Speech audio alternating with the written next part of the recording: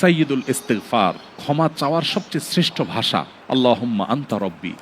কত মধুময়, কত অর্থবহ, কত ঈমান জাগানিয়া, কত আপনার ঈমানি স্বাদ জাগ্রত করার মতো একটা দোয়া। আল্লাহুম্মা আনতা রব্বি, আল্লাহ আপনি আমার রব, আপনি আমার পালনকর্তা। আল্লাহুম্মা আনতা রব্বি লা ইলাহা ইল্লা আনতা, আপনি ছাড়া সত্যিকারের কোনো মাবুদ নেই। ওয়া আনা আবদুক ওয়া আনা আলা আহদিকা ওয়া ওয়া'দিকা মাস্তাতা'তু, আমি আপনার গোলাম, আপনার সঙ্গে আমার ওয়াদা রক্ষা করার আমি মাস্তাতা'তু, যতটুকু সম্ভব।